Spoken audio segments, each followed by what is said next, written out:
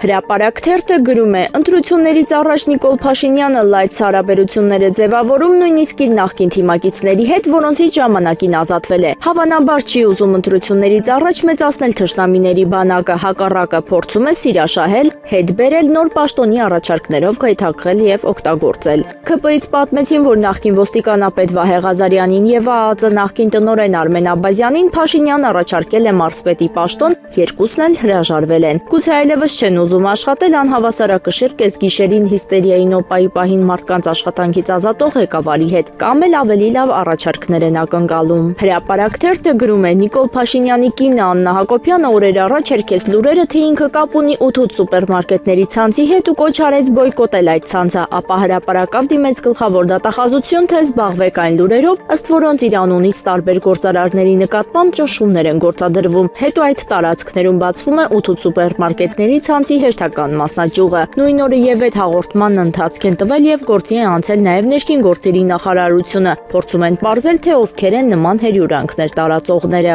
Փաստորաթերթը գրում է. հայ առաքելական եկեղեցու դեմ տարվող պայքարը ճակատագրական ազդեցություն ունեցավ ժողովրդի վերաբերմունքի վրա Փաշինյանի նկատմամբ։ Արդյունքում թե ներքին կողմնակիցների, թե արտաքին գործընկերների համար ավելի ու ավելի ակնհայտ է հույս ունենալ, որ գործող վարչապետը կպահպանի իշխանությունը, այլևս չի կարելի։ Ոչ ոք չի հավատում, որ Փաշինյանը կկարողանա վերընտրվել։ Սրանով է բացատրվում Ալիևի հռետորաբանության կտրուկ խստացումը։ Ադրբեջանի նախագահը, որը ճակերտավոր ասած մեծահոգաբար խոստացել էր մինչև ընտրությունները մեղմել իր տոնը, հանկարծ սկսում է շտապեցնել Փաշինյանին այնպիսի պայմանավորվածությունների կատարման հարցում, որոնք չեն կարող ընդունվել հայ հասարակության կողմից։ Այդ համաձայնությունների հրապարակայնացումը Փաշինյանի համար խիստ կդժվարեցնի ընտրողների ձայնի վրա հույս դնելը։ Ժողովուրդ օրաթերթը գրում է. ժողովուրդ օրաթերթի տեղեկություններով մի շարք արտախորհրդարանական ընդդիմադիր ուժեր պարբերաբար հանդիպումներ են ունենում քննարկելու համապետական ընտրություններին ընդառաջ իրենց անելիքները։ Մեր տեղեկությունների համաձայն այդ ուժերն են Հայ ազգային կոնգրեսը, Սասնա ծռերը, Ապրելու երկիրը, Նժար սահմանադրական շարժումը, Հաղթանակ կուսակցության նախագահ, քաղաքային պլանավորող Վիկտոր Մնացականյանը եւ այլք։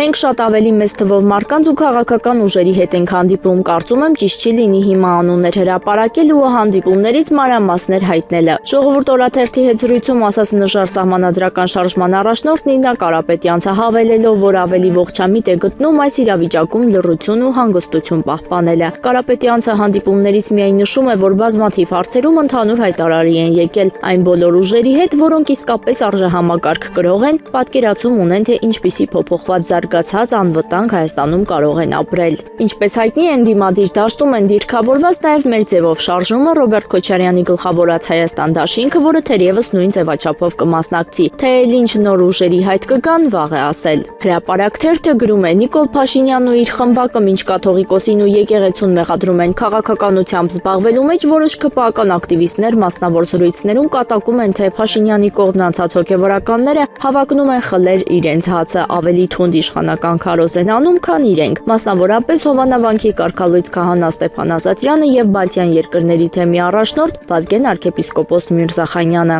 Հատկապես վերջինը կարծես ծպտյալ ԿՊԱ-ական լինի Նիկոլ Փաշինյանի ու նրա քաղաքական գծի ակտիվ քարոզիչ է դարձել։ Իշխանական ԶԼՄ-ների նորը հայտ աստղ տաղավարից տաղավար է գնում ԿՊ-ի քարոզչությունն անելով։ Կան տեղեկություններ, որ նրան առայժմ թույլ չեն տալիս վերադառնալ իր թիմ, քանի որ նա իր վրա է վերցրել Տիրադավ եպիսկոպոսների կուրացիան եւ խոստացել է նոր դավաճաններ հավաքագրել։ Ժողովուրդ օրաթերթը գրում է. ժողովուրդ օրաթերթի իշխանական աղբյուրները փոխանցում են, որ Նիկոլ Փաշինյանն արդեն մի քանի օր այդ թիմակիցներին հանձնարարել է ավելի ակտիվ զբաղվել կաթողիկոսի տեղապահի հարցերով։ Նույն աղբյուրների վկայությամբ վարչապետը թիմակիցներին ասել է, որ առաջիկայում պետք է մշակվի եկեղեցու նոր կանոնագիրք եւ տեղապահի հարցը վերջնական լուծում ստանա։ Փաշինյանը շեշտել է, որ եկեղեցում հոգևորականության շրջանում անհրաժեշտ են իրական բարենորոգումներ, որպեսզի ապագայում չպարզվի, թե դեռ կան թևեր, որոնք աջակցում են նախկին նախագահներին։ Նշենք, որ ըստ կառավարության մեր աղբյուրի Նիկոլ Փաշինյանը հատկապես չի ներում կաթողիկոսի հայտարարությունն ի պաշտպանություն Ռոբերտ Քոչարյանի, երբ իշխանությունները նրան կալանավորեցին մարտի 1-ին սահմանադրական կարգի տապալման գործի շրջանակում։